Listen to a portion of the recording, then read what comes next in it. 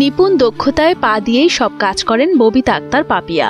অনায়াসেই পা দিয়ে পারেন লিখতে, পায়ের আঙুলের সাহায্যে উল্টাতে পারেন বইয়ের পাতা, চালাতে পারেন মোবাইল ফোন। স্বপ্ন ও অদম্য ইচ্ছাশক্তির কাছে বাধা হয়ে দাঁড়াতে পারেনি শারীরিক প্রতিবন্ধকতা। পায়ের সাহায্যে লেখাপড়া করে এখন ডিগ্রি ৩য় বর্ষের শিক্ষার্থী তিনি। ভবিষ্যতে একজন দক্ষ আইনজীবী হওয়ার ইচ্ছাও রয়েছে তার। পা দিয়ে লিখতে আমার কোনো সমস্যা হয় না। একটা সাধারণ মানুষ যেমন হাতে লেখে ওরকমই আমি পায়ে লিখি, আমার কোনো সমস্যা হয় না। ল পড়ি, আমি লয়ার হতে চাই। মেহেরপুর সদর উপজেলার ঝাউবাড়িয়া গ্রামের দিনমজুর পিয়ারুল ইসলাম ও আরিফা খাতুন দম্পতির এক ছেলের পর জন্ম নেয় 2 যমজ মেয়ে। তবে এক মেয়ে স্বাভাবিক থাকলেও অন্য মেয়ে ববিতা আক্তার পাপিয়ার জন্মের পর থেকেই 2 হাত বিকলাঙ্গ।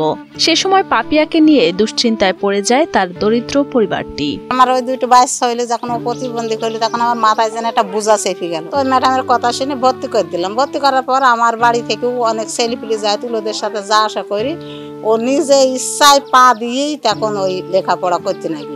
পাপিয়ার হাত বিকলাঙ্গ থাকায় লিখতে পারবে না এই আশঙ্কা থেকে তাকে স্কুলেও ভর্তি করাননি তার মা। বিষয়টি প্রাথমিক বিদ্যালয়ের শিক্ষিকা ডলি খাতুনের চোখে পড়লে পাপিয়াকে স্কুলে ভর্তি করানোর পরামর্শ দেন তিনি। ধীরে ধীরে সেই শিক্ষিকার কাছ থেকেই পাপিয়া শেখেন পা দিয়ে লেখার কৌশল।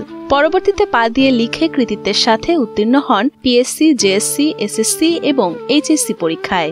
এখন তিনি মেহেরপুর সৈয়দুদ্দিন ডিগ্রি কলেজের ডিগ্রি 3য় বর্ষের শিক্ষার্থী। আমাকে ভর্তি করার কোনো পরিকল্পনাই ছিল না আমার মা বাবার। প্রাইমারি স্কুলের এক শিক্ষিকা, ডলি নাম, তো বলেছে যে তুমি ওই বড় মেয়েটাকে ভর্তি করলে আর একে করলে না, তো তার অনুপ্রেরণায় আমাকে ওই স্কুলে ভর্তি করা হয়েছিল। পাপিয়ার এমন অদম্য পথ চলা নিয়ে গর্বিত পরিবার। তবে অভাব অনটনের সংসারে 3 সন্তানের লেখাপড়া করানো অসম্ভব হয়ে পড়ায় পাপিয়ার পড়াশোনার খরচ চালান তার দরিদ্র নানি। 3টে ছেলে মেয়ে পড়াইতে মধ্যে আমার খুব কষ্ট হয়েছে। জমি নেই, জায়গা নেই, জন খাটে জন খায়।